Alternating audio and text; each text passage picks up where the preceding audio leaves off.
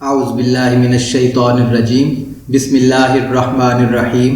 یہ فرقہ پرستی ہے کیا؟ کیوں اس نے ہماری زندگیوں میں زہر گھول دیا ہے؟ ہم کیوں اس سے نہیں نکل پا رہے؟ ہر فرقہ اپنی اپنی چورن بیچنے میں مصروف ہے۔ کیا ہمارا مذہب اسلام ہمیں تنگ نظری سکھاتا ہے؟ جب یہ سوال کسی سے بھی کرو تو وہ یقیناً کہے گا نہیں، تو پھر ہم کیوں اس سے جان نہیں چھڑاتے؟ ایک فرقہ کہتا ہے دوسرا مشرک ہے، اور جسے مشرک کہا جاتا ہے تو وہ کہتا ہے کہ وہ تو گستاخ رسول ہیں۔ ایک کہتا ہے وہ بدعتی ہے، دوسرا کہتا ہے وہ کافر ہے۔ ایک کہتا ہے ہم جو کہتے ہیں وہ قرآن و حدیث کا نچوڑ ہے۔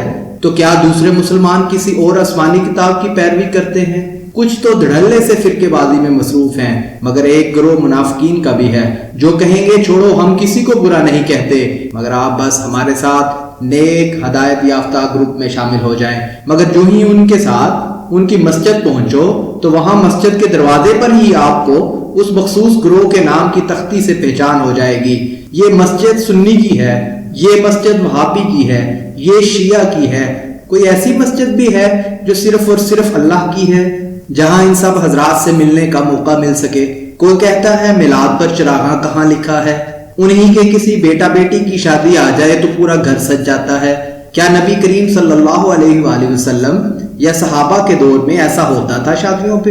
ایک 11ویں کا ختم دلا رہا ہے ہر مہینے بڑے ذوق و شوق سے، مگر اپنے فوت شدگان بزرگوں کے لیے ہر مہینے ایسا کوئی اہتمام نہیں۔ کیا اس کے فوت شدگان بزرگوں کے لیے دعائیں بھی اولاد کی بجائے وہی بزرگ کریں گے جن کا اہتمام کر رہا ہے؟ ایک فرقہ کا آدمی دوسرے فرقے کی مسجد میں چلا جائے، اب اس کے مولوی نے جس بات پر اسے پختہ کیا ہے وہ ویسے ہی نماز پڑھے گا۔ اب اس مسجد کے لوگ اسے جس نگاہ سے دیکھتے ہیں وہ آپ کو بتانے کی ضرورت نہیں ہے، آپ سب جانتے ہیں۔ چلیں مسجد سے نکل کے اب ہم کاروبار کی طرف چل پڑے۔ جو ہی کاروبار کی جگہ پہ پہنچے وہاں پر 50,000 کی خریداری کرنے والے گاہک سے کسی نے اس کا مسلک نہیں پوچھا کہ تمہارا کس فرقے سے تعلق ہے۔ اگر تم دوسرے فرقے کے ہو تو میں یقیناً تمہیں مال نہیں دوں گا، میں تم سے نفرت کروں گا۔ کبھی کوئی نفرت سے پیش نہیں آئے گا۔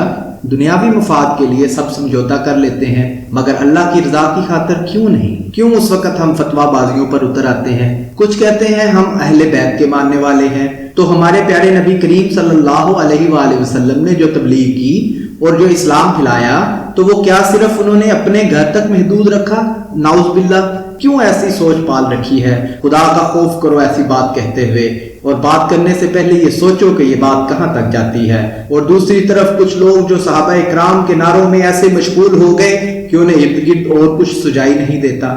میں کسی فرقے کو برا بھلا نہیں کہہ رہا اور نہ ہی کہہ سکتا ہوں، میں تو ان حقائق کی بات کر رہا ہوں جو ہمارے معاشرے میں ارد گرد پھیلے ہوئے ہیں۔ کون سا فرقہ ہے جو دل سے دوسرے فرقے کو محبت دیتا ہے اور کیڑے نہیں نکالتا؟ کون سا فرقہ ہے جس کی مسجد میں زیر انتظام کی تختی پر اس کے اپنے برانڈ کی پروموشن نہیں ہوتی کہ یہ دیوبند کی مسجد ہے، یہ بریلوی کی مسجد ہے، یہ فلاں مسلک، یہ فلاں مسلک، یہ فلاں مسلک؟ ہر فرقہ کوئی مخصوص پروڈکٹ لے کر مارکیٹ میں بیٹھا ہے کہ میرا مال ٹھیک ہے باقی سب بیکار۔ کسی نے رفع یدین کیا تو دوسرے اس کی نماز کو مشکوک جان رہے ہیں، کسی نے درود پڑھا تو دوسرا کہہ رہا ہے یہ گمراہ ہو گیا، کسی نے اہل بیت کی محبت میں صحابہ کو بلا دیا، کسی نے صحابہ کی محبت میں اہل بیت پر انگلیاں اٹھائیں۔ کوئی امن کا دائی بن کر ایسا نکلا اسے نبی کریم کے وہ غزوات یاد ہی نہ رہے۔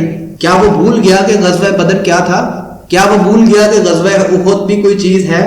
کیا وہ بھول گیا کہ غزوہ خندق میں نبی کریم صلی اللہ علیہ وسلم کی کیا خدمات ہیں؟ اور کوئی اتنا متشدد ہو گیا تو اسے صلح حدیبیہ محض کتابی باتیں لگنے لگی۔ خدا را یہ اسلام کا شعار نہیں ہے۔ اختلاف رائے کا مطلب نفرت نہیں ہے۔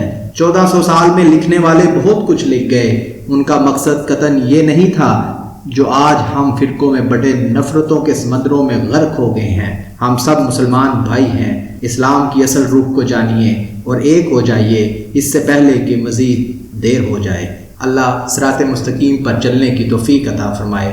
آمین ثم آمین۔